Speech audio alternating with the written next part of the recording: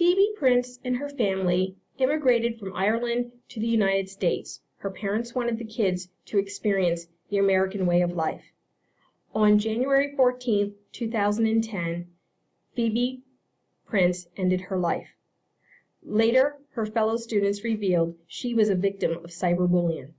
During that same week, January 21, 2010, 9-year-old Montana Lance was found hung in the nurse's restroom at his school. Authorities later revealed he too was a victim of cyberbullying. These are just two examples of the misuse of information and communication technology, ICT, otherwise known as cyberbullying.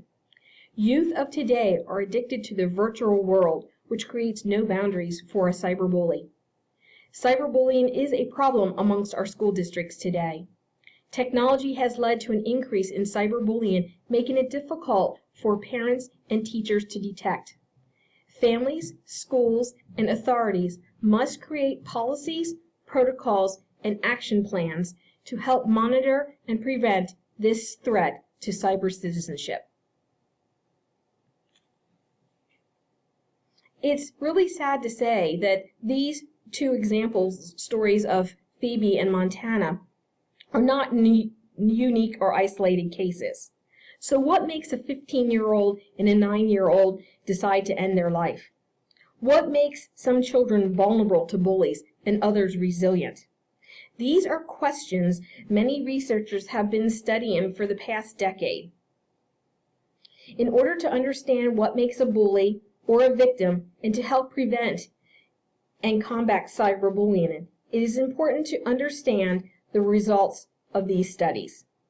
Hi, I'm Helen Billingham, and my paper topic is Cyberbullying, Parents, Teachers, and Authorities Working Together for Prevention. In my paper, I discussed what is cyberbullying, characteristics of a cyberbullying victim, forms of cyberbullying and technology tools, impact on a victim, detection and warning signs for both victim and bullies, the relevance of research, prevention, educational websites available for families and teachers and children, and possible legal solutions. The Cyber Research Center has been studying bullying since 2002. Dr. Pachin and Dr. Hinduja are considered leading authorities in the study of cyberbullying. They've been studying this since 2002, and the graph here shows the results of their studies from 2007 to 2016. Reveals that the average lifetime cyberbullying victimization rate is 28%. As you notice, the past 3 years, cyberbullying victimization rates has slightly declined, but still above the average of 28%. It's also important to note that their study revealed that 16% of the students interviewed admitted to being cyberbullies in the past 10 years. The Bureau of Statistics Cyberbullying Statistics 2016 have revealed that 52% of the students reported they were a victim of cyberbullying. And 52% of the students also reported they didn't report it to their parents. Their study also revealed that Facebook was the #1 place of cyberbullying happening, with an 84%. Instagram and Twitter following after Facebook. The study also revealed that girls have a higher risk of being a victim of cyberbullying versus males, 25% to 17%. It's also interesting to note, though, that boys have a tendency of having their pictures or videos posted them online versus girls. So what is cyberbullying? Researchers agree that it's difficult to define because it uses a different and unique venue.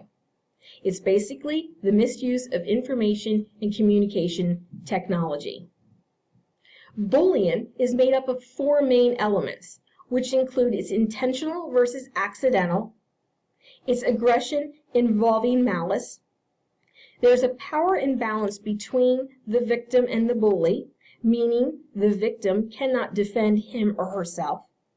and it's a repetition of conduct, happens more than once. Cyberbullying has a fifth element, and that is it uses information and communication technology to carry out the crime.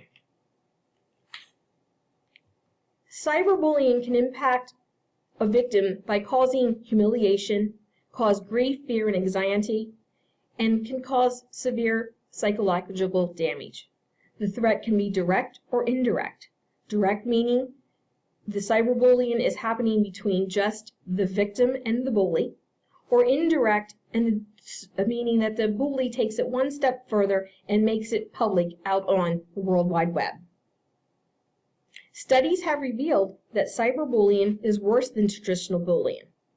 The reasons include the victim may not know they're being bullied, or even that they are a victim of bullying.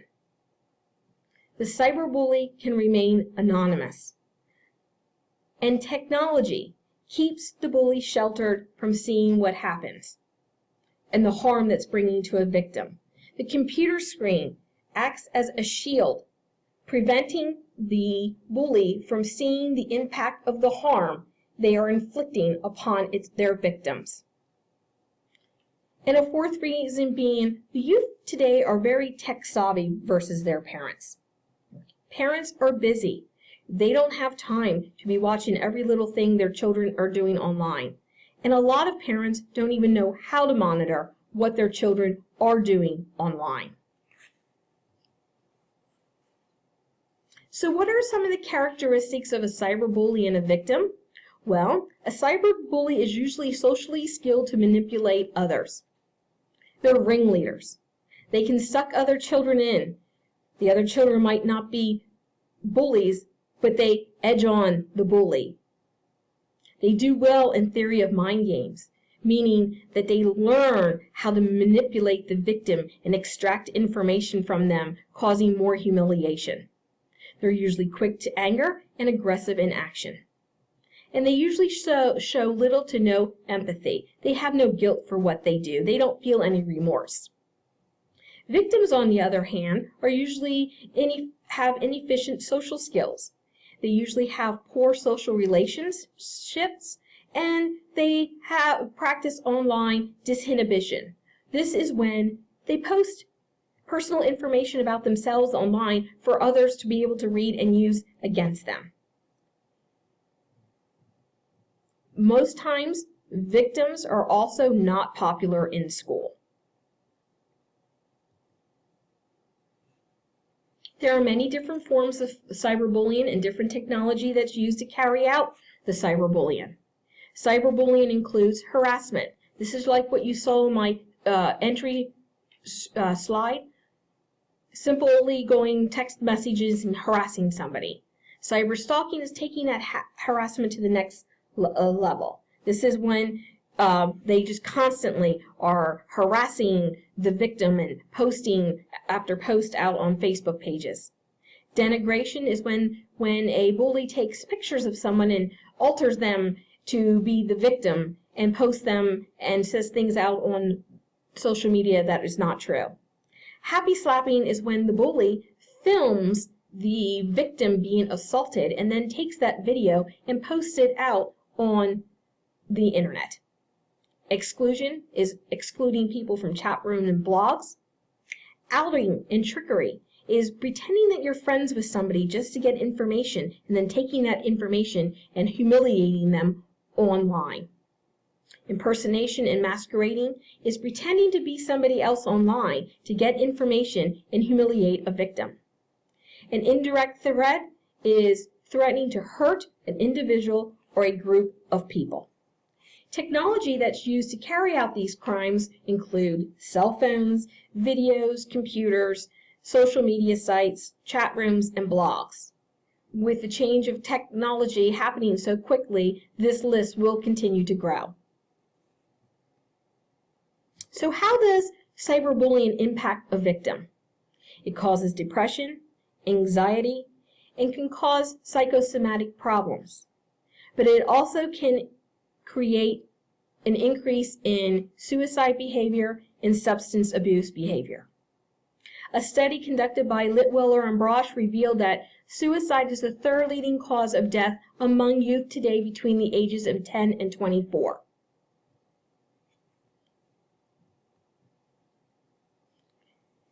It is extremely difficult to detect and see the warning signs of cyberbullying. It's because it differs so much from traditional bullying. It can happen 24/7 and it can go viral in minutes. You might be able to see a change in a victim's personality. They might be showing sudden depression, signs of depression. They might no longer want to use a mobile device. They might hesitate when their phone indicates they just got a message on Facebook. They might hesitate on ever wanting to go on computer activities. And they may not ever want to be around other students. Signs of a possible bully can include a child shutting down their computer screen as soon as a parent walks in a room. Anger when computer privileges are revoked. Multiple computer screen login accounts.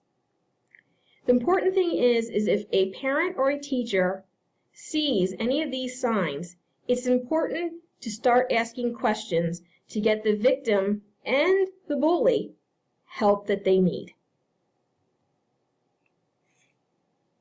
Studies over the past decade have revealed that detection and education are key to prevention. Most of these studies are qualitative research studies, and 3 important points have come out in a study conducted by Mishna about the victim. These points are, and I found them to be very interesting, are students do not tell adults that they're being victims of cyberbullying. They will tell friends, but they will not tell adults. They want to protect the bully, believe it or not. They still think that they might be able to become a friend of the bully and it will end.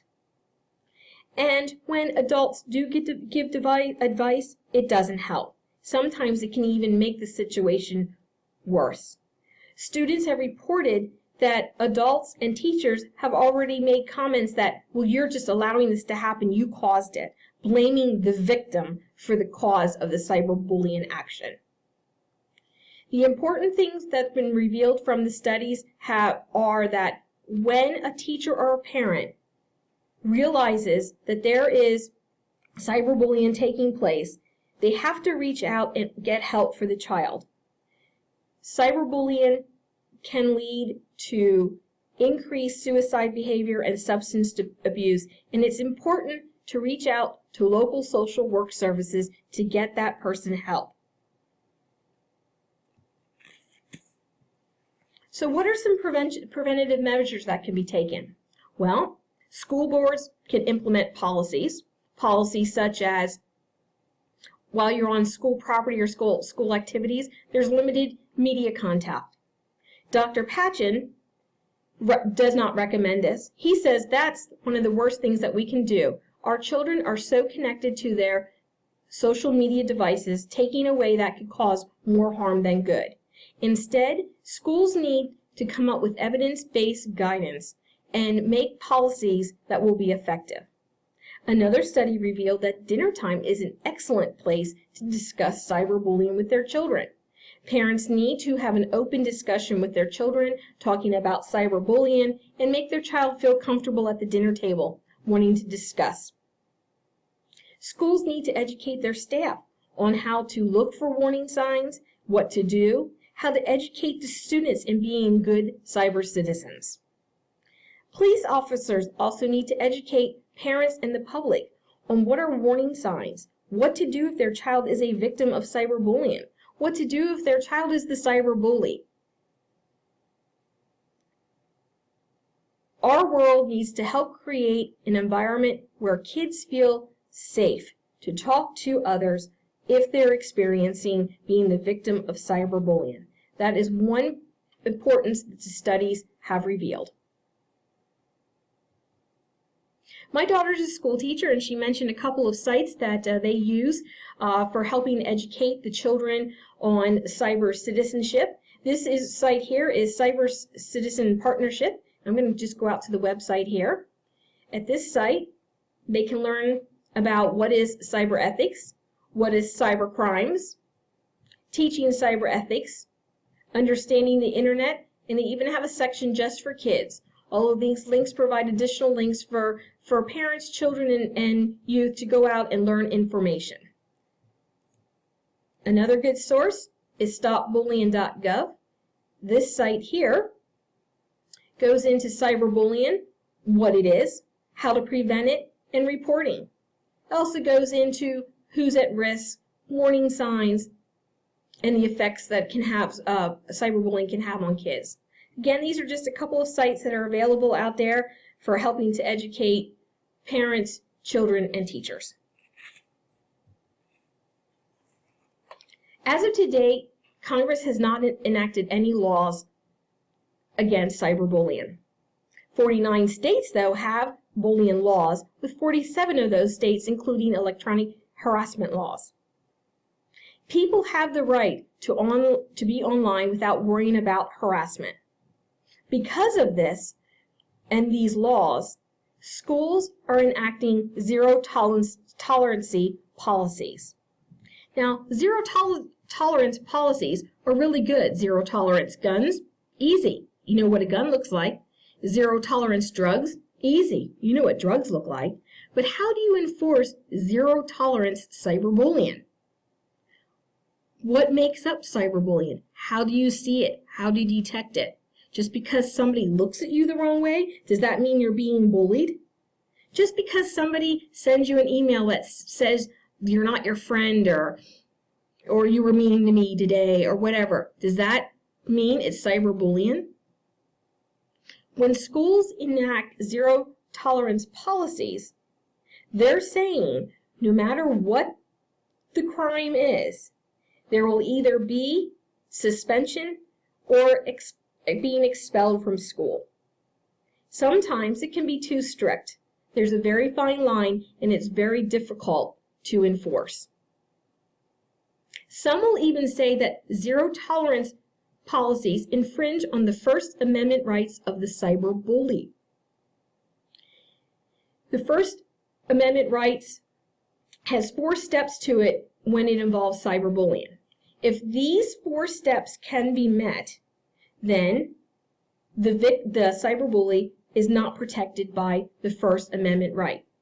First of all, is the cyberbully expressing his right to freedom of speech, or is he really being threatening and being vulgar? If he's being threatening and vulgar, First Amendment rights do not apply.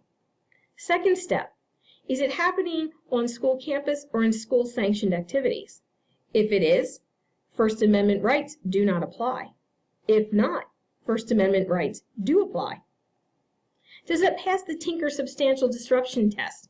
This means is this cyberbullying event causing that much disruption on the school campus? If yes, First Amendment rights do not apply. And is it a true threat to an individual or a group of individuals? If yes, First Amendment rights do not apply.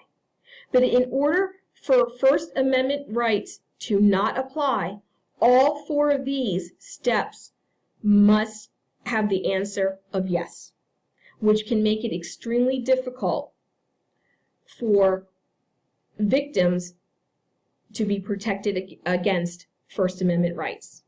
So what we're saying here is, if these 4 steps do not apply, the cyberbully is the one that is protected by our First Amendment rights.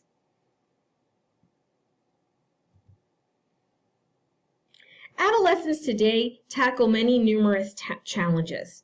They have to face growing up in a world that can be very challenging to them.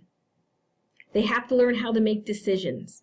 They're learning how to build relationships with families and friends. They're learning about their sexuality.